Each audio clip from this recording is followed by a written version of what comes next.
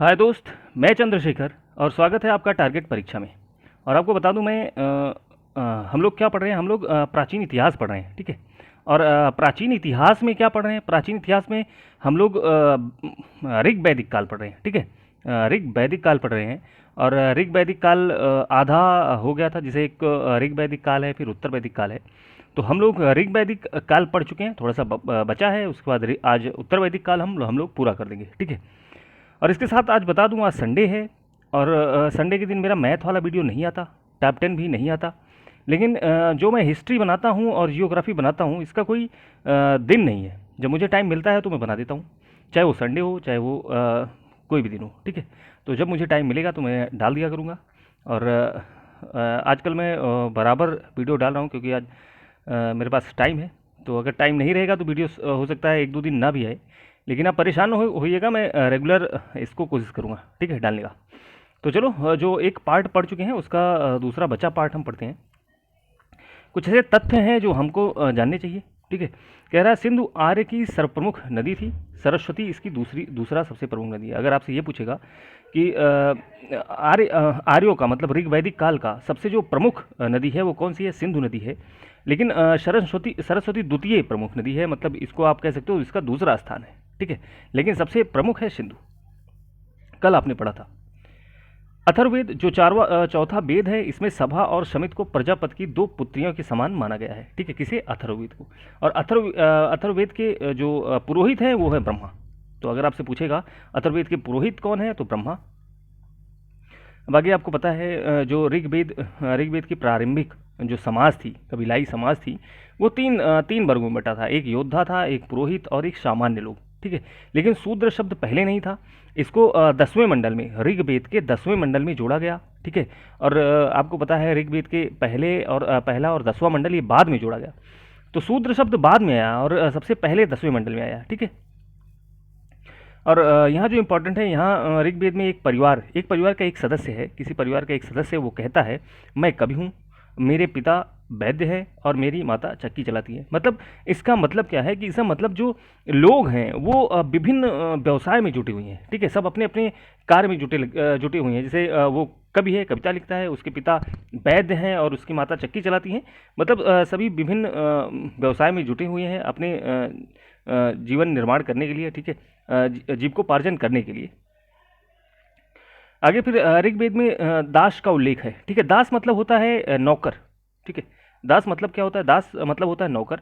तो ऋग्वेद में हमको जो दास हैं उनका उल्लेख है। और ऋग्वेद में दास होते थे, मतलब ऋग्वेद में आप कह सकते हो नौकर होते थे, ठीक है। और आपको बताया निष्क। निष्क क्या होता है? निष्क एक सोने का आभूषण होता था, ठीक है। और सोने का आभूषण के साथ साथ ये निष्क एक सिक्का भी होता था, ठीक है। तो ये बार बार क्वेश्चन पूछा गया है कि ऋग्वैदिक काल में निष्क क्या है? तो निष्क एक सोने का आभूषण है और एक सोने का सिक्का भी है। निष्क उसको भी कहते हैं, सिक्का को भी। और ये जो आभूषण है, ये गले का आभूषण है, ठीक है। अगर पूछेगा कहाँ का आभूषण है, तो ये गले का आभूषण है। और आपको बता दूं कि आभूषण जो थे ये स्त्री पुरुष दोनों पहनते थे, ठीक है। स्त्री पुरुष दोनों पहनते थे। तो ये बार बार क्वेश्चन पूछा गया, कहाँ का आभूषण है? गले का। और क्या है इसका अर्थ? तो ये है, एक सोना है, सिक्का है, दोनों है। कह रहा भीजत थे, तो भीषज भीषज वैद्य थे, ठीक है। ऋग्वैदिक काल में भीषज क्या थे? वैद्य थे। अब आपको कल बताया था, भारत में आर्य लोग जहाँ से सर्वप्रथम आए वह सारा प्रदेश सप्त सैंधव प्रदेश कहलाया। क्या कहलाया? सप्त सैंधव प्रदेश कहलाया। और ऋग्वेद काल में जो विवाह की उम्र थी वो 16-17 वर्ष थी, ठीक है। 16-17 साल में विवाह कर दिया जाता था। पूषण, यहाँ पे कह रहा है पूषण, जो पूषण है वो ऋग्वैदिक काल में पशुओं के देवता माने जाते थे। तो अगर आपसे पूछेगा कि पूषण पूषण किसके देवता थे, तो पूषण पशु के देवता थे। लेकिन जब उत्तर वैदिक काल आया, अभी हम लोग ऋग्वैदिक काल पढ़ रहे हैं, अभी हम तुरंत इसके बाद ही हम तुरंत उत्तर वैदिक काल पढ़ेंगे। तो जब उत्तर वैदिक काल आया तो पूषण को शूद्रों का देवता कहा जाने लगा, ठीक है। तो ये बहुत ज़्यादा इंपॉर्टेंट है, पेपर के लिए बहुत ज़्यादा इंपॉर्टेंट। उसके बाद आपको कल भी हमने बताया था ये जो अरण्यानी होती है, ये जंगल की देवी इनको माना जाता है। और आपको बता दूं दोस्त, मैं वही उतना पढ़ाता हूँ जो पेपर के लिए इंपॉर्टेंट है, और बाकी तो पढ़ने के लिए बहुत कुछ है। आपको टाइम मिले तो आप बिल्कुल पढ़ो, ठीक है। लेकिन मैं वही पढ़ाता हूँ जो बहुत ज़्यादा इंपॉर्टेंट है, जो पेपर में आए हुए हैं और जिनकी आने की संभावना है, राइट। तो चलो, अब हम पढ़ते हैं उत्तर वैदिक काल। उत्तर वैदिक काल में क्या होता है कि भारतीय इतिहास में उस काल में जिसमें सामवेद, यजुर्वेद और अथर्ववेद तथा अन्य ब्राह्मण ग्रंथ, अरण्यक और उपनिषद की रचना हुई, उसे उत्तर वैदिक काल कहते हैं। अब देखो, हमको ऋग वैदिक काल, उसको ऋग वैदिक काल या वैदिक काल क्यों कहा जाता है? क्योंकि उसकी सारी जानकारी हमें ऋग्वेद से मिलती है, ठीक है।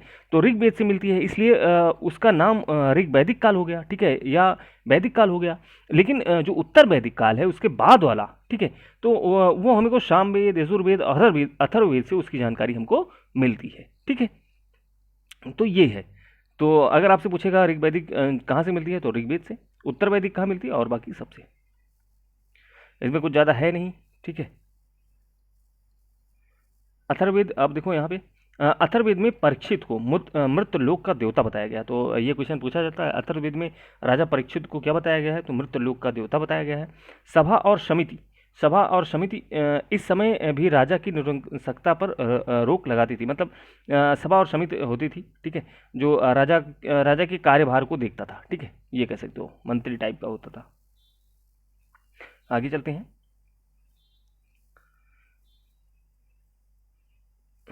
जो इम्पोर्टेंट है वही पढ़ना है। अश्वमेघ, तो अश्वमेघ यज्ञ क्या होता है, इसको आप जान लो। अश्वमेघ यज्ञ जो कराता है वो एक घोड़ा छोड़ता है, ठीक है। और घोड़ा जो होता है इनकी शक्ति का घोतक होता है, ठीक है। क्या होता है ये? शक्ति का घोतक होता है। ये यज्ञ करा के एक घोड़ा छोड़ा जाता है, ठीक है। और उस पे वो लिखे रहते, उस पे लिखे होते हैं, मतलब इस घोड़े को जो पकड़ेगा उसको उस राजा से युद्ध करना पड़ेगा जो घोड़ा को छोड़ा है, ठीक है। अगर कोई नहीं छोड़, अगर इस घोड़ा को कोई नहीं पकड़ पाता, तो ये माना जाता है कि उस साम्राज्य में सबसे शक्तिशाली वही है, ठीक है। लेकिन जो इस घोड़े को पकड़ता है उसको ऐसा माना जाता है कि उसको, उस राजा को इनसे शक्ति करना होगा, ठीक है। तो ये चीज़ है। तो ये शक्ति का घोतक होता है। और ये आप देखोगे, आप रामायण देख रहे हो इस टाइम, जब रामायण में आप देखोगे कि अश्वमेध यज्ञ राजा रामचंद्र जी कराते हैं, तो वो छोड़ा जाता है, ठीक है। जब छोड़ा जाता है तो उसे लव और कुश पकड़ लेते हैं, उस घोड़े को। जब लव कुश पकड़ लेते हैं उसका मतलब होता है, तो इनकी सेना, राम की सेना, ये श्री राम की सेना जाती है और उनसे युद्ध करने के लिए, ठीक है, जिसने इनका घोड़ा पकड़ा हुआ है। तो लव कुश मिलते हैं तो उनसे युद्ध होता है। तो आप इसको देखोगे, ठीक है। और ये है ब्रह्मा यज्ञ। और ये पठन पाठन और ऋषि के प्रति कृतज्ञता थे। उतना कुछ है नहीं। प्रत्य यज्ञ क्या होता है? अपने पितरों का जल भोजन जो हम लोग करते हैं, ठीक है, वो है। देव यज्ञ, हवन, देवताओं की पूजा, ये सब देव यज्ञ है, ठीक। और इस काल में वर्ण व्यवस्था का आधार कर्म पर आधारित ना होकर जाति पर आधारित हो गया था, ठीक है। तो वर्ण व्यवस्था जो था वो कर्म के आधार पे नहीं, ये जाति के आधार पे बांटा जाता था। आगे, उत्तर वैदिक काल में केवल वैश्य ही कर चुकाते थे, और ब्राह्मण और क्षत्रिय ये दोनों राजस्व वसूलते थे, ठीक है। कर चुकाते थे वैश्य, और ये लोग वसूलते थे वैश्य को, ठीक, सॉरी, कर को। सतपथ ब्राह्मण में एक स्थान क्षत्रियों को ब्राह्मण में श्रेष्ठ बताया गया है, ठीक है। क्षत्रियों को ब्राह्मणों से श्रेष्ठ बताया गया है शतपथ ब्राह्मण में। तो अगर ये पूछ लेगा आपसे कि किसमें ब्राह्मणों से श्रेष्ठ बताया गया क्षत्रियों को, तो शतपथ ब्राह्मण है, ठीक है। और ब्राह्मण, क्षत्रिय और वैश्य, पहले ये तीन ही थे, तो इन्हें द्विज कहा जाता था, ठीक है, द्विज कहा जाता था। और ये उपनयन संस्कार के अधिकारी थे। उपनयन संस्कार मतलब ये शिक्षा लेने के अधिकारी थे, ठीक है, शिक्षा लेने के अधिकार इनके अंदर था। और एकोपवीता पहनने का अधिकार था। इस वर्ग में एकोपवीता मतलब होता है जनेऊ, ठीक है। जनेऊ मतलब जनेऊ आप पहन सकते थे, इनका अधिकार था, ठीक है। जनेऊ पहना जाता था, जनेऊ को ही एकोपवीता बोला जाता है, ठीक है।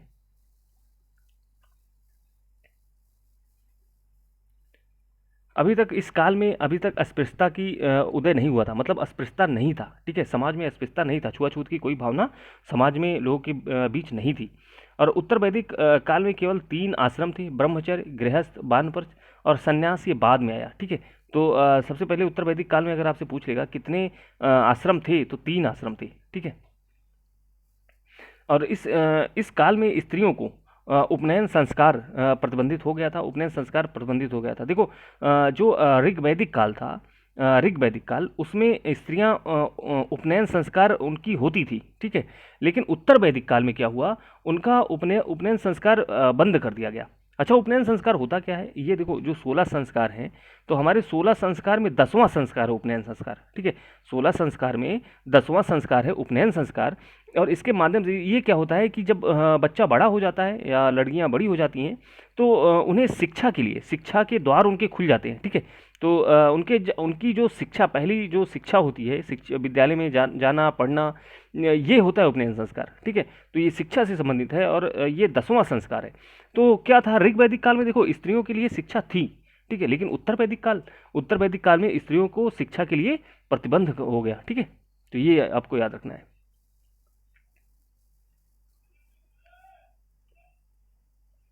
ऋग वैदिक ऋचाओं से पता चलता है कि लोग देवताओं से पशुओं की वृद्धि के लिए प्रार्थना करते थे, ठीक है। कि मतलब पशु वृद्ध हो, जिसके पास जितना पशु होता है उसके पास उतना संपत्ति होते थे, ठीक है। पशु ही उनकी संपत्ति थे। जिनके पास जितना ही पशु होते थे वो उतना अमीर होते थे, ऐसा कहा जाता था, ठीक है। और ऋग वैदिक काल के लोग जौ जौ मतलब यौ को जौ कहा जाता था, सॉरी, जौ को यौ कहा जाता था, ठीक है, पैदा करते थे।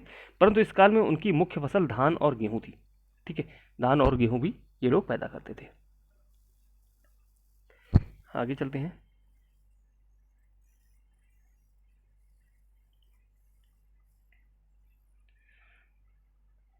यज्ञ एक ऐसी नौका है जिस पर भरोसा नहीं किया जा सकता, ये मुंडकोपनिषद में मिलता है।